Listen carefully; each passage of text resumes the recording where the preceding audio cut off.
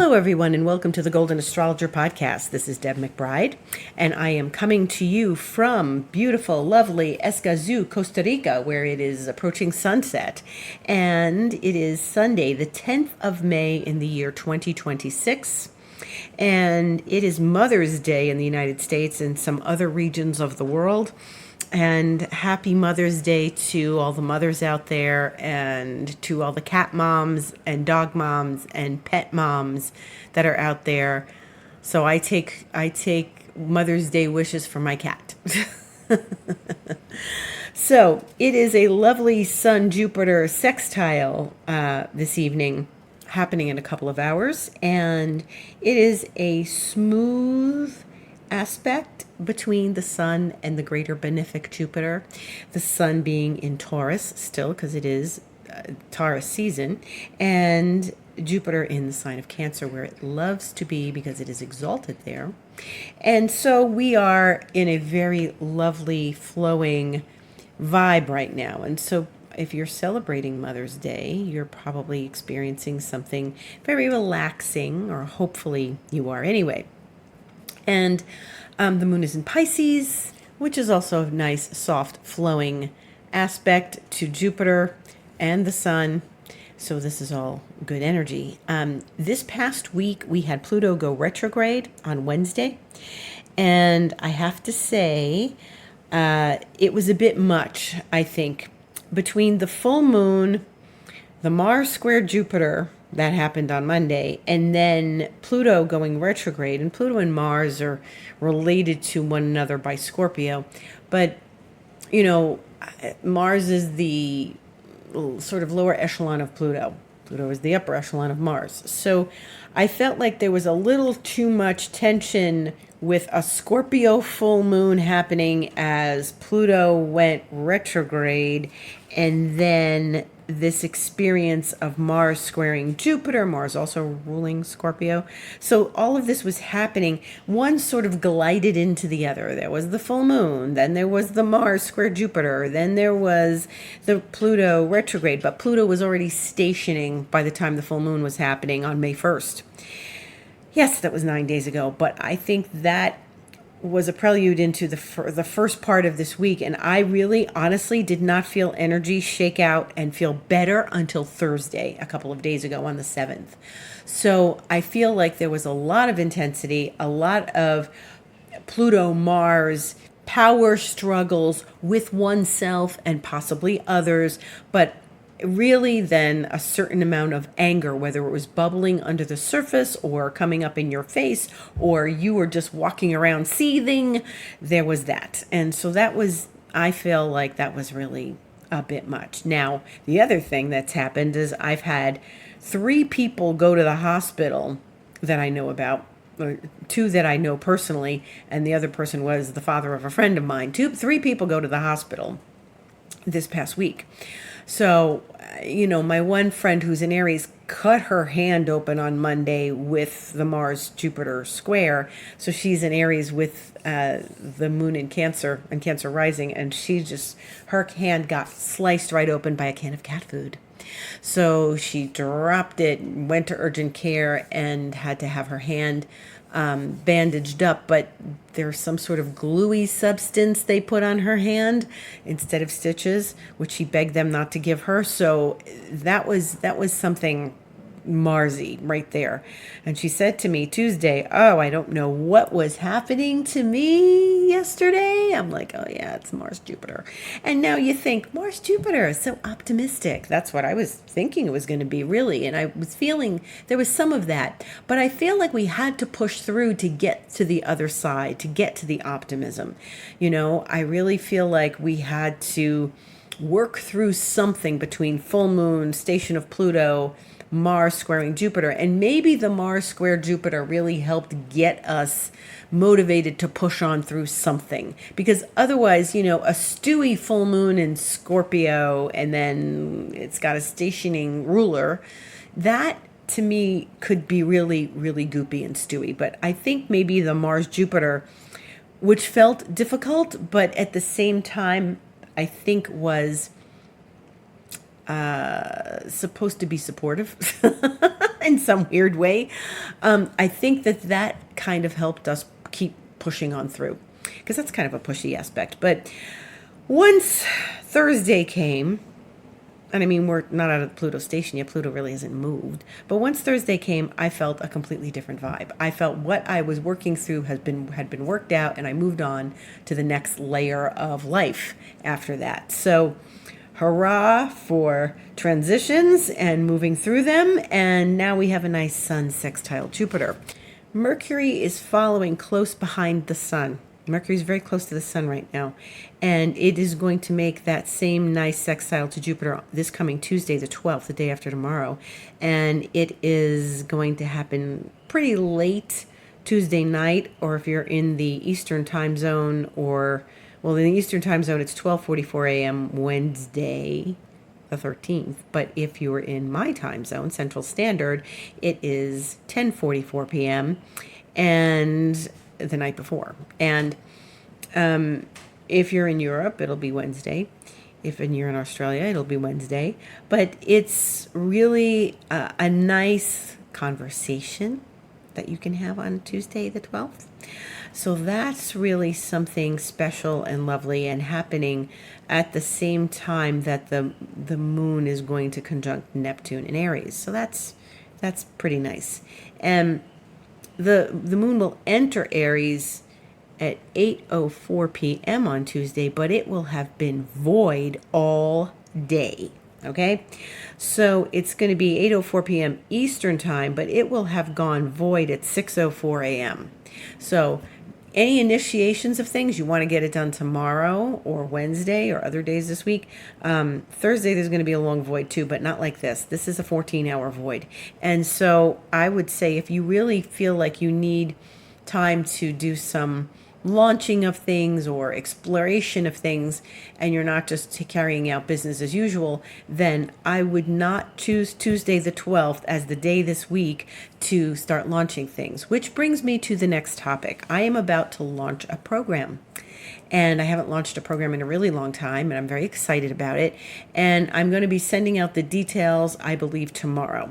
I was going to send it out today, and then I said, oh, well, first of all, there was a bit of a void this morning, but everyone in my inbox is talking about Mother's Day, and I didn't want my new program to get lost among the Mother's Day emails, and Mother's Day should have its own thing, and tomorrow's Monday, so it's good to talk about a new thing on a Monday, and I feel like, I just, if I had launched it on Sunday, sometimes it gets lost in the weekend. And then sometimes, when it's a holiday like Mother's Day, even if it's not Mother's Day, it's not Mother's Day here in Costa Rica, but, even if it's not something a person is celebrating where they are, it can be something that's lost among the Mother's Day greetings. I got Mother's Day topics from Joe Dispenza, from the Ortner family who do the tapping. I got all sorts of Mother's Day emails in my inbox. So I just decided to wait until tomorrow. But this is going to be an 8-week program, and it'll get explained in the email tomorrow. So if you are not on my mailing list, then I would suggest going to my website, thegoldenastrologer.com, and signing up for Astrologer's Thoughts, because that's where it will come from. And I will probably post it on my website once I've sent it out as a mailer. And then I'll probably put it up on Instagram too. But the first thing that's going to happen is it will go out on my blog. So I hope you look forward to that. Check your inbox tomorrow. It's a free day of void moons, so I'm looking forward to that. So I'll be sending that information out. Stay tuned. In the meantime, we've got Mercury then, after it's going to be sextiling Jupiter. It's going to be conjuncting the Sun. Like I said, it's following close behind the Sun on Thursday the 14th, and they're going to be conjunct in Taurus at 10:24 a.m. Eastern time. So that's a nice, easy aspect. And, the Sun and Mercury meet up quite frequently, especially if there's a retrograde. Mercury gets past the Sun sometimes in an aspect or conjunction, and then will move past it, move back over it. Sometimes comes back to greet the sun in the retrograde. So this is something that we experience frequently. Mercury and the sun are never really that far apart. So it's good to use this. This is a good time. And I mean, Mercury is conjunct the sun right now. Mercury is at 16 Taurus, and the sun is at 20 Taurus. And this is actually a really good time for, sweet, gentle communications and discussions. And, you can talk about money. It's Taurus. You can talk about domestic things, finances, bookkeeping, budgets, any very material world things. The Taurus quality is very present for that, but it's also good for talking about relationships or anything else. And this is going on. The Mercury will conjunct the sun exactly on Thursday the 14th, and between now and then, Mercury and the sun are going to be very close together. So it's good to announce new things. And, Mercury is the ruler of Gemini, which is where Venus and Uranus are right now. So this is a lot of, mercurial energy that's present with us. Okay. So this is what we're looking forward to. One of the things we're looking forward to this week. Now, the other thing that's going to happen, and one of the more important aspects of the week, is that Mars in Aries is going to conjunct Chiron in Aries, and that is at 3:34 p.m. on Saturday the 16th.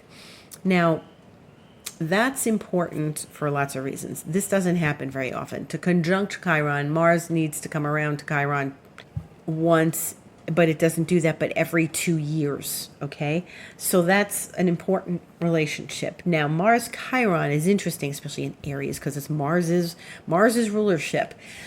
When Mars and Chiron join, we start to look toward healing in some ways. I remember I started homeopathy. I started going to a new homeopath, and it was the first time I was going to homeopathy, and this was many years ago. But it was during Mars Chiron, I remember. And Mars is not fast like Mercury. Mars is slower, so it's going to take its time with Chiron, and it's 4 degrees away from Chiron.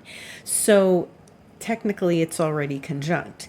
But this is something that can be a trigger for a wound, for something that we may need to heal, for something that may be at the root of issues that we are dealing with. Maybe you're doing some deep work, and Mars Chiron will help sort it out and bring it up. And like I was saying, a week ago, technically a week ago, I was feeling a lot of discomfort around all that Mars energy. And as it came up and as I processed it, that helped me release wounds from the past. And so this could be another quality to that, because Mars has still been in Aries all this time, these last few weeks.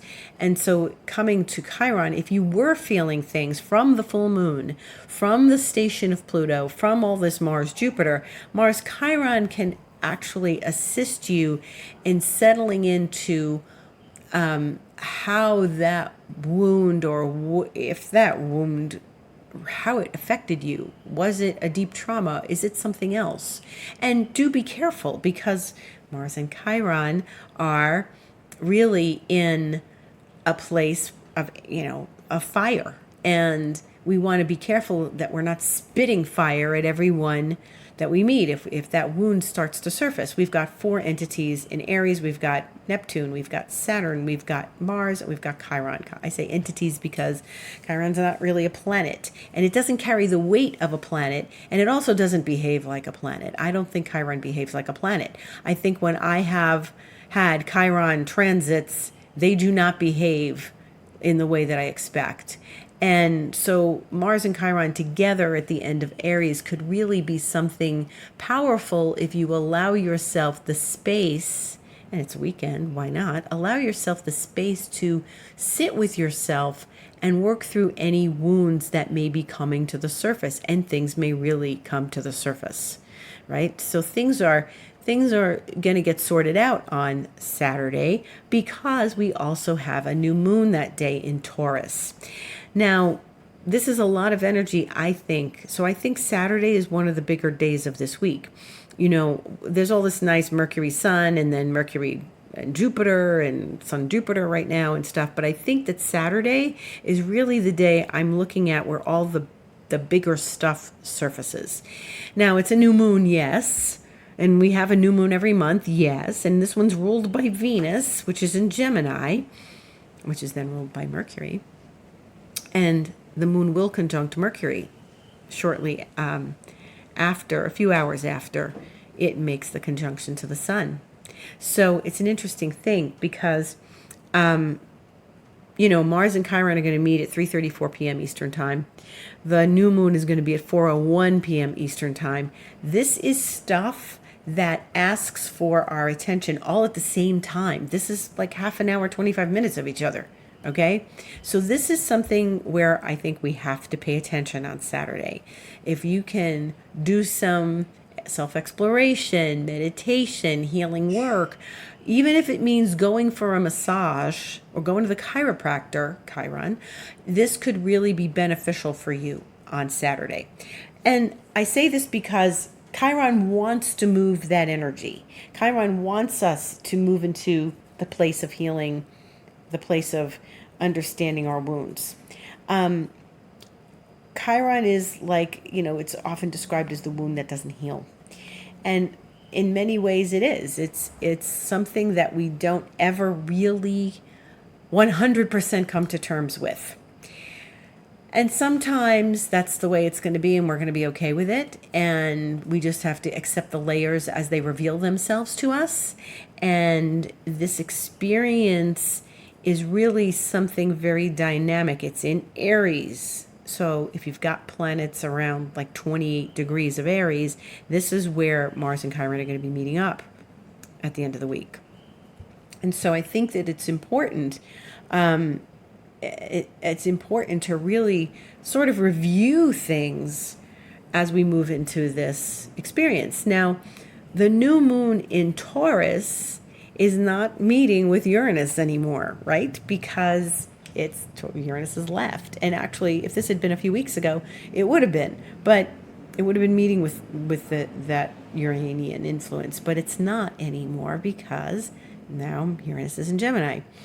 However, the new moon is meeting with Mercury because Mercury is going to be right there with that new moon a few hours later. And so this is very interesting because it's a very mercurial new moon. So I expect that information will come forward about our wounds, maybe about our finances because it's a new moon in Taurus. But Mercury is going to enter Gemini, its own sign, at 6:26 a.m. the next day, Sunday the 17th. So what's happening is the new moon happens and it's with Mercury. And so that helps us communicate our feelings a little better. And Mercury then shifts into its own sign within hours. But also, right after this new moon, at 10:23 p.m. Eastern Time, the moon is going to go into Gemini. So the moon is going to cross the sun at 4:01 p.m. It's going to cross Mercury at 9:02 p.m. And then it's going to leave Taurus and go into Gemini at 10:23 p.m. And then it's going to greet Uranus at 12:16 a.m. Sunday morning. And just as Mercury enters Gemini at 6:26 a.m. So all of this Taurus moon is getting a big dose of Mercury, and then everything's going into Gemini. So it's very interesting because this is not sort of everything's in Taurus and they're slow, sort of mulling over things. Everything's just speeding on into Gemini. And when we wake up on Sunday morning, we're going to have 4 planets in Gemini. Okay, we're going to have Uranus and Venus, which are already there. And then we're going to have the moon and Mercury there. So I think this is going to be very, very dynamic. Okay, this is really dynamic. You better process that new moon fast because we're moving into new territory immediately afterwards.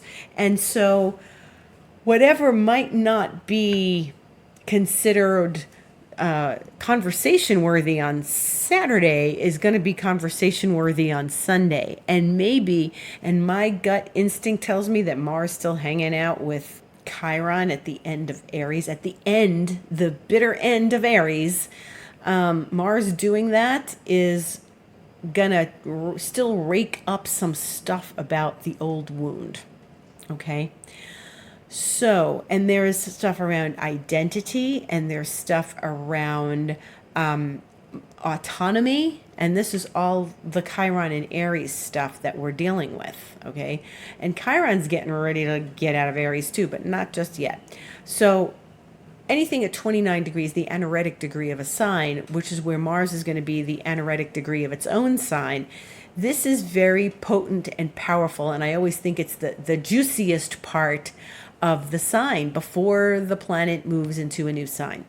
And then we're going to see that Mars transition into Taurus, but not this week, the following week. More on that on next week's podcast. But so what we're going to experience is one day before, there's going to be a whole bunch of stuff going on in Taurus. There's going to be this, new moon, Mercury, all together, juicy, Taurus, earthy, earth goddess, mother goddess, and then boom, we're in, the sprightly sign of Gemini, and everything is going to be a different dynamic, and Mercury and Uranus are going to be talking very intensely. So, Taurus is a very methodical, more plotting energy. All of this stuff in Gemini is like poof. And when we start to see this, on Sunday, it's gonna be like you wake up and it's like, whoa, what just happened? Now I've got full of information. My brain is on fire and I've got too much going on because Mercury is gonna like zip on over to its new friend Uranus, hanging out in its own sign and saying, hey, how do you like it here? Let's talk. What's going on with you? What are you feeling now that you're in my house? So, and then the moon is going to do that too. So we're going to have this moon, Mercury, Uranus thing going on from Saturday night into Sunday morning. And that's a lot of energy. So it's interesting because in one sense, they are having a conversation directly in the sign of Taurus, but then they easily slide together into the next arena. And so they're still having the conversation. So it goes from that earthy conversation to a much more intellectual, brainy, maybe comical conversation. And maybe the wounds that we felt on Saturday that are coming up, we can see them in a different light because we have a different perspective. And I really think that this is an interesting perspective shift from Saturday to Sunday. From something very deep. The moon is exalted in Taurus, and so it's going to be in its sign of exaltation, and this is going to be this nice, juicy, nurturing influence, and all of a sudden it's like, whoop, get up, the trumpet's blowing, and here we are, it's Sunday morning. Like, what just happened? I half expect the wood rails to be outside squawking outside my window Sunday in the middle of the night, and God knows that it's like 4 a.m. with them or 4 p.m. I don't know what their schedule is, but they are loud. And apparently they're Costa Rican turkeys, but they look kind of like a hen, but they make this ee-ah, ee-ah, ee-ah sound, and it's sort of a clucking. I can't make the clucking sound with that ee-ah sound, but that's what they do. So I half expect them to show up Sunday morning, but I'll let you know on next week's podcast. But this is a very warm, nurturing, safe feeling new moon, and a safe space to explore the wound of Mars Chiron. So I like that the new moon is sort of cuddling us with our blanket and our tea and our pillow, and that we're going to get this sort of warmth of the new moon, but don't get too comfortable because boom, everything's going into Gemini. So I'm fascinated by what this is going to bring us. So stay tuned, and I expect that things are going to be a bit rattled. That Mercury Uranus is going to happen at 8:10 p.m. Sunday night Eastern time, but at the same time, Mercury is going to be in Gemini approaching Uranus all day from 6:26 a.m. So we've got, the moon going to Uranus, and then Mercury is going into Gemini, and then it's like, yeah, all this energy. So that's part of it. Now, the other thing that's happening on Sunday the 17th is that Venus is going to sextile Chiron from Gemini, because she's in Gemini, and she's going to sextile Chiron. And I think that actually will help support the processing of the wound that we're going to be uncovering and working with on Saturday. So, or maybe you'll feel it Friday. There's not a lot of aspects on Friday, Moon square Pluto, but there's not a lot of aspects happening on Friday. So,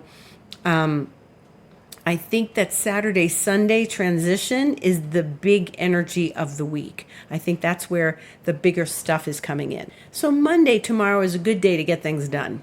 You know, it's, even though the moon's in Pisces, it's a good day to get a lot done. Tuesday, run errands, do laundry, return phone calls, return emails. Wednesday, I would say you can do what you need to do, get a lot done, reach out to people, Mercury sextile Jupiter. Thursday, there's going to be a 5-hour void from 5:30 p.m. until 10:30 p.m. Eastern time, so adjust for your time zone. That's going to be something, even though we have a nice Sun Mercury happening, it's still the void moon in Aries. And Friday is good to get things done.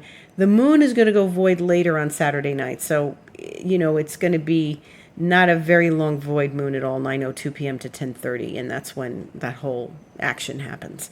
And then we go into Sunday, and that's fine. So the day really to not take new initiatives is Tuesday. There's plenty to do. There's plenty to follow up on Tuesday. Use Tuesday as that sort of middle week time to get those other things done. And our friends Pluto and Saturn and Neptune are still there. And Neptune is really starting to move into an exact sextile with Pluto, which is very smooth. But it's also, you know, most of the 20th century, Neptune and Pluto were in sextile. And that is an underlying balance for everyone born in the better part of the 20th century. So I have that aspect. Many of you listening to me have that aspect with Neptune and Pluto in sextile. And you know, there was a point a bunch of years ago where Neptune wasn't that far away from Pluto, and so it was a different kind of dynamic. But this is a smooth conversation between two outer planets that are essentially about transforming our lives. And so when those guys are in balance, I feel like there's a little more of an undercurrent of that balance and of that support that we need, okay? Saturn's moved a significant distance away from Neptune. Saturn's now at 10 degrees Aries and Neptune's at 3. So when we look ahead, Saturn's really going to be, you know, moving further and further. By next Monday, the 18th, Saturn will be at 11 degrees, and it's really, they're not going to be in conjunction anymore. And I would say that's really, at this point, I'd say it's maybe still conjunction-ish. But once we get into next week and the weeks after and stuff, I would say we're really moving out of the Saturn-Neptune exactitude. It's really going away. And so we're not going to feel that. It's lit the match in Aries. It lit the match. It started the fire going. Things are happening. And even though Saturn and Neptune have met, just because bigger events haven't happened, and then there were bigger events, but there are other bigger events that are still, I think, coming. It's because the match was lit. You know, I always use COVID as an example. The Saturn-Pluto got together in January of 2020. It was like the first weekend in January, the second weekend in January. And nobody knew anything about that. There were rumblings about all of that, but it really hit and it started to affect people in March, okay? And then the bigger things came later and later and later in the year, and then the following year. And that went on for a couple of years, really. And we're still seeing the effects of it. But that did not happen that weekend of the exact conjunction. So even though February was a few months ago, and that's when Saturn and Neptune got together, you know, there's still, it sets the tone. It gets the alchemical wheel turning. And so we have yet to see a lot of the effects of the Saturn-Neptune that got together 2 months ago.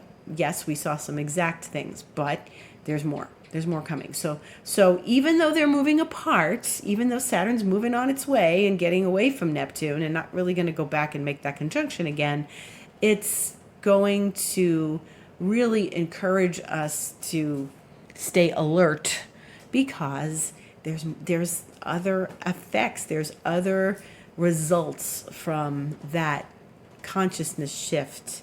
It just hasn't caught up to us yet. Okay, so just be aware of that. And if I refer to something maybe a year from now, these things take time to unfold and present themselves. Energy before matter.